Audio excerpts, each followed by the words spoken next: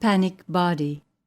The instant when it dies, the instant when it's about to die, a half-turn of the head, a gaze whipped around by the lightning impact, cut short by its improbability, the calm of routine business ruptured from the distended sky, this havoc unleashed forges ahead, surges deafening in choking chaos, walls buckled across the sudden chasm, tombstones carried by flames, falling back into ephemeral pits. At this instant, under sharp pileups of debris, amid heavy hurricane swirls, to feel within the final teetering of the unbearable, terror in the body, the embers of suffering passing below the horizon, at once erased, put out without a glimmer. Out of sight, massed death, in the frantic clashing of girders and pillars, broken bones piercing flesh, an accelerating swell of living spume, bodies ejected, feeds the dark molten rush amid the underbrush of cables, the alluvion of concrete with wounds moaning. There's nothing human left, hair, hands, faces, no who, no what, everything swallowed up formless under the flow of fire, the vomit of fuel, kingdoms entangled, geological layers of the dying, the soon to die. What if, at the precise point it gives way, what if consciousness were at its height, the keenness of the body surrendering, privilege mainly of the condemned before the necrotic magma? What if, for others, the tape were cut clean, blank freeze frame, power cut off? First they were there, then nothing. Even that then is superfluous, a life period.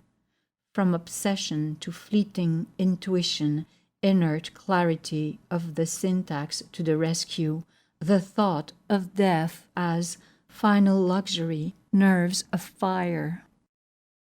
In the craters, the hoarse mine galleries of offices, perilous swaying of blocks on splinters, despair gropes near contagious tectonic screeching, cavernous tremors level with the sun foretell a reality engulfed, trap doors flung open under the feet of the hanged, floors turned into empty windows.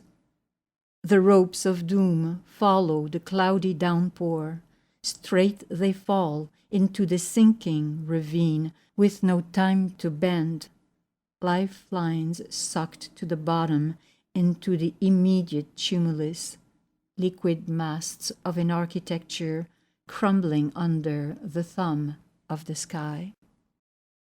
The implosion on a plumb line pulls in so many flashes of eternity, abrupt red ascents out of mouths, the lightness of heaviness rather than gravity. In a monstrous turbulence, hearts spurt condensed, delicate firebrands in this air pocket. What then of the bodies? Crushed in a charred jungle, infinitely snarled for the witnesses, the dogs in search of tunnels, under rubble, with vacant sense. From top to bottom, a 10-second reprieve, bullet train velocity, at the point where bones splash in the primeval mud, muted percussion of fountains buried in their wet remains. At the edge of breathable reality, the piles clinging to windows release inexperienced swimmers along the facades, their silence above the gasps of horror. At the very limit of the self, to leave one death for another, which takes in every weight without tightening its grasp. The body every which way, head down, tumbling, spread-eagled, a ferocious wind skinning it, writing it in invisible ink, its skeleton already deballasted. Hand in hand, unforeseen weddings for this last step, they will lose their footing forever, the pact quickly dissolved, space moving, sovereign, receives them, separates them in a dream of a floating anchor. Human mirages pardoned in extremis. Between two tortures, candles reshaped by the shears of the air. A leap to take one last breath, backs turned to the flaming trap that howling pushes them into the free purity of the incredible.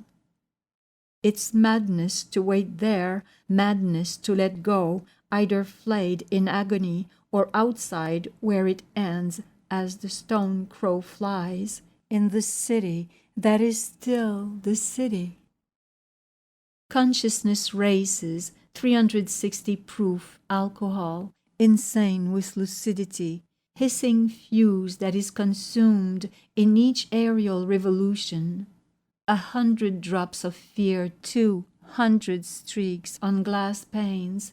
Life plunges to the end of time, from offended rage to resignation, backward, luminescent panoramas of forced peace giving in. Fluidity clipped, broken down, at 40 meters per second squared. Seen from here, death will not be a resolution, but may it halt before the flesh in the bones and the geyser of blood levitating just above the ground to keep the jumpers intact in an imagination beset, a chorus of supplications.